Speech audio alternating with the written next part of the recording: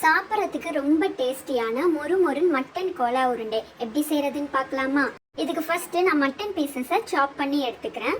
Cola உருண்டைக்கு first masala ready பண்ணிடலாம். இதுக்கு ஒரு கைப்பிடி பொட்டுக்கடலை, கொஞ்சமா தேங்காய், ஒரு கைப்பிடி அளவுக்கு கொத்தமல்லி தழை ஆட் பண்ணிக்கலாம். இது கூடவே காரத்துக்கு ஏற்ப நான் ஒரு 4-5 வரமிளகா ஆட் பண்ணியிருக்கிறேன். 5 பல் பூண்டு, ஒரு துண்டு இஞ்சி, ஒரு பட்டை, லவங்கம், ஏலக்காய் இது கூட ஆட் பண்ணிக்கலாம்.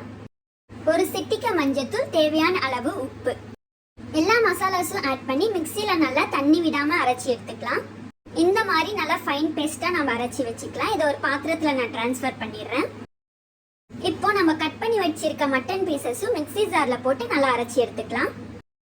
நம்ம அரைச்சி வச்சிருக்க மசாலா, மட்டன் பீசஸ் எல்லாமே நல்லா மிக்ஸ் ஆகுற அளவுக்கு நல்லா மிக்ஸ் பண்ணிடலாம். இது கூட நம்ம எதுவும் தண்ணி எதுவும் ஆட் பண்ண போகிறதில்ல. மசாலாஸ்லாம் மட்டனோட நல்லா மிக்ஸ் ஆகுற அளவுக்கு பிசைஞ்சிட்டு இதை ஒரு மணி நேரம் நம்ம நல்லா ஊற வச்சு எடுத்துக்கலாம். இப்போ ஊர்ன மட்டனை சின்ன சின்ன பால்ஸா இந்த மாதிரி நம்ம போட்டு எடுத்துக்கலாம். எண்ணெய் நல்லா காய்ஞ்சதும் மட்டன் பால்ஸை இந்த மாதிரி ஆட் பண்ணிக்கலாம். அடுப்பு ரொம்ப சிம்ல இருக்கக்கூடாது, ரொம்ப ஃபாஸ்ட்லி வேணாம், மீடியம் ஃப்ளேமில் வச்சு நம்ம பொரிச்சு எடுத்துக்கலாம். அவ்வளோதான், சூப்பரான மட்டன் கோலா உருண்டை மொறுமொறுன்னு ரெடி. நீங்களும் ட்ரை பண்ணி பார்த்துட்டு எப்படி இருக்குன்னு சொல்லுங்கள்.